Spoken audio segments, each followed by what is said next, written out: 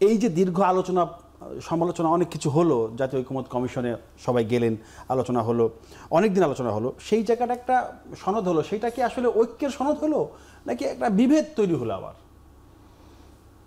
এটা তো ঐক্যের জন্যই করা হয়েছিল। এখন বিভেদ যদি সৃষ্টি হয় তাহলে সেখানে কি করার আছে? আর যেই সংস্কারের কর্মসূচিগুলো তারা নিয়েছিল সেখানে তো দু চারটা বড় ধরনের ইস্যুস ছাড়া অনেকগুলো ইস্যুস তো বেটার ছিল। অনেকগুলো এখানে যে সব 84টা সাজেশনের মধ্যে সবগুলো যে খারাপ তা না, এগুলো অনেকগুলো জরুরিও ছিল। এখন কথা হচ্ছে যে এই জরুরি বিষয় বলি আর অজরুরি বিষয়গুলো সবগুলো একই কথা বলছি। সবগুলোর সিদ্ধান্ত নেওয়ার মালিক হচ্ছে যাদেরকে আমরা প্রতিনিধি হিসেবে পাঠাচ্ছি। আচ্ছা, এই প্রতিনিধি হিসাবে যে পাঠাচ্ছি এটাও বিতর্কিত। এখানে এরা কত পার্সেন্ট লোকের ভোটে যাচ্ছে সেটা যেমন একটা বিতর্কিত। সেই বিতর্ক বাদ দিয়েও আমি যদি বলি, তারপরেও আমরা তো তারা তো একটা সংসদ আছে, সেই সংসদের সদস্যরা এটা করবে। আর তারা যদি এটা যদি অটো 9 মাসে হয়েই যায়, জি, তো অটো 9 মাস হয়ে গেলে তাহলে আর গণভোটেরই কি দরকার ছিল? গণভোটের তো দরকার নেই এখানে। এটা তো আপনারা পাশ করে দিয়েছেন, সংসদে যাবে, সংসদেরও এটা নিচ্ছে না, অটো হয়ে যাচ্ছে। আর এর আগে আপনারা আদেশও তৈরি করে দিয়েছেন, এরও একটা আদেশও দিয়ে দিয়েছেন এটা কার্যকরের জন্য। তো এত কিছু করার পরও এটা তাহলে আর গণভোটের কি দরকার হয়ে গেছে? আমি তো চিন্তা করছি যে অন্যটা, যে এই সামান্য কতগুলো বিষয় নিয়ে যে এত জটিলতা এরা সৃষ্টি করেছে, যে তারা নিজেরা এখানে কোনো ভাই এটা অন্য কোনো দল নাই যারা এখানে যাতে বিরোধিতা করবে।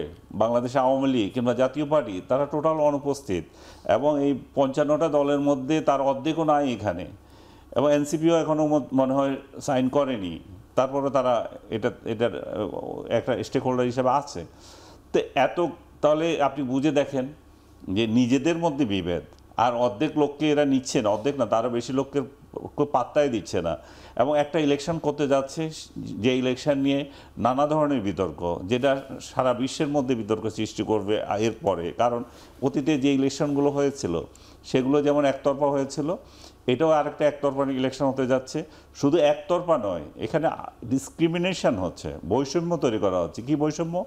অতীতে যে নির্বাচনগুলো হয়েছে সেগুলো ছিল অংশগ্রহণমূলক কিনা সেই প্রশ্ন ছিল। আচ্ছা, এখন বিষয় হচ্ছে এটা ইনক্লুসিভ কিনা সেই প্রশ্ন। কারণ হচ্ছে যে এখানে আপনি শুধু অংশগ্রহণ, অতীতের নির্বাচন হচ্ছে যে আমার ইচ্ছা আমি অংশ নিচ্ছি না, আর এখন হচ্ছে তুমি অংশ নিতেই পারবা না, তোমাকে আমি অংশ নিতেই দিচ্ছি না। যেই অপরাধে তোমাকে আমি আবার অংশ নিতে দিচ্ছি না, সেই অপরাধে আবার অপরাধীরা, খুব বড় ধরনের অপরাধীরা আবার এই নির্বাচনে খুব ভালোভাবে আছে। আপনি বুঝতে পারছেন নিশ্চয়ই আমি কাদেরকে মিন করছি। সো বাংলাদেশ আওয়ামী লীগ যদি 24-এর গণহত্যা এবং আদার্স অভিযোগে এই নির্বাচনে অংশ নিতে না পারে, 71-এর গণহত্যা এবং নানা অভিযোগে জামাতে ইসলামী কিভাবে অংশ নিচ্ছে, এটা জাতির প্রশ্ন থাকবে, আগামী প্রজন্ম প্রশ্ন তুলবে। এখন প্রশ্ন তুলবে ইন্টারন্যাশনাল কমিউনিটি। আর যে নির্বাচনটা নিয়ে আপনি এই এই ফেব্রুয়ারিতে হবে কিনা, এই যে অনিশ্চয়তা এবং নিজেদের মধ্যে নিজেদের যে হচ্ছে, যে বিভেদ হচ্ছে, তার বড় স্টেক হোল্ডার আরেকজন বলতেছে যে আমাকে যদি ভোটে অংশ নিতে না দেয় তাহলে আমার ভোটাররা ভোটেই অংশ নেবে না। শুধু এটা হচ্ছে ভদ্র ভাষা। যে আপনি নিশ্চয় দেখেছেন শেখ হাসিনা সেই ইন্টারভিউ বিভিন্ন মিডিয়াতে গিয়েছে, ইন্টারন্যাশনাল মিডিয়ায়। তো ওনারা বলছে যে আমাদের ভোটাররা যদি ভোট দিতে না পারে, আমরা এইটাই হচ্ছে একটা অবৈধ নির্বাচন, এবং তারা যাতে ভোট না দেয়, আর তারা যদি এই ডিসিশন নেয় আমরা ভোট প্রতিরোধ করব, তখন কি ধরনের গ্যাঞ্জাম হতে পারে বুঝেন। তাহলে এই ভোট ফেব্রুয়ারি থেকে আমরা ভোট হচ্ছে বলে বিশ্বাস করতে পারি? কারণ যারা এখনই এই মুহূর্তে চলমান যে রাজনৈতিক দলগুলো আছে তারাই ভোট হবে কিনা অনিশ্চয়তার মধ্যে ফেলে দিয়েছে। আর যারা বাইরে আছে তারা তো আরেকটা বড় ধরনের থ্রেট। তাহলে জনগণ আসলে ফেব্রুয়ারিতে একটা গণতন্ত্র উত্তরণের সুযোগ পাচ্ছে কিনা, নাকি ডক্টর ইউনূসের এই ব্যর্থ শাসনকে তাদের আবার বহে যেতে হবে, তাদেরকে এটার মধ্য দিয়ে যেতে হবে। উনি যে বলছিলেন, নানা উদাহরণ দিচ্ছিলেন যে গার্মেন্টস থেকে শুরু করে সব সেক্টরের কি অবস্থা, অর্থনৈতিক কথা বলেছেন, জি, বিরূপ পরিস্থিতি, 250টার মতো গার্মেন্টস ফ্যাক্টরি বন্ধ হয়ে গেছে, মানুষের ক্রয় ক্ষমতা নাই, শিক্ষার দুরবস্থা, সর্বত্র মব, যে যাকে রাজত্ব চালাচ্ছে। এমন সরকার কিভাবে চলছে সেটাই তো মানুষ আশ্চর্য, কেমনি চলে। রিকশালা পর্যন্ত ডক্টর ইউনূসকে গালি দেয়।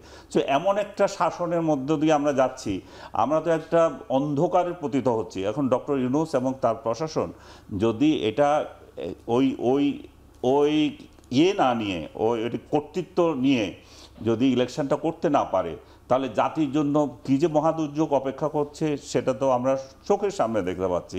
এখানে আরও যে সবচেয়ে বড় যে বিষয়টা হচ্ছে সেটা হচ্ছে আইন শৃঙ্খলা রক্ষা করা।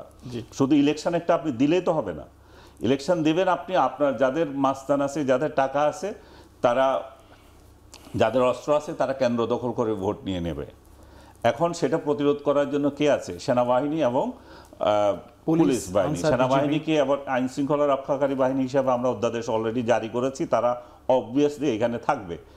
তাদের গত 1.5 বছর ধরে, 15 মাস ধরে তাদের ভূমিকা কি? তারা কি বড় ধরনের কোনো অ্যাকশানে, এক গোপালগঞ্জ আর 2-1টা ইনসিডেন্ট ছাড়া তারা কি ওই ধরনের আইন শৃঙ্খলা রক্ষার ক্ষেত্রে সক্রিয় ভূমিকা এখানে পালন করেছে? আর যে পুলিশ বাহিনীর আপনি কথা বলছেন, আজকেও আমাকে একজন পুলিশ একটা ভিডিও পাঠাইছে, কিছু তথ্য পাঠিয়েছে যে সে একজন ওসি ছিল, যেই ছবিগুলো আপনারা যদি চান আপনাদের এখানে দিয়ে যাব, কি বিভৎসভাবে পুলিশ হত্যা করেছিল। সেই পুলিশগুলোকে, এই পুলিশগুলোর হত্যাকে আমরা ইনডেমনিটি দিয়ে রেখেছি। সো এরকম একটা ইনডেমনিটি দিয়ে আপনি এই বাহিনীকে দিয়ে আবার ইলেকশন করাবেন? তাদের ভাই, তাদের সহকর্মী, তাদের বিচার আপনি রুদ্ধ করে রেখেছেন। তো সবগুলো মিলিয়ে একটা অন্ধকারের মধ্যে আমরা আসছি। আর সামনে ভবিষ্যৎ কি আছে আমি জানি না। রাজনৈতিক নেতা একজন আছেন, ওনারা কিছু আলোকপাত করলে যদি বেটার।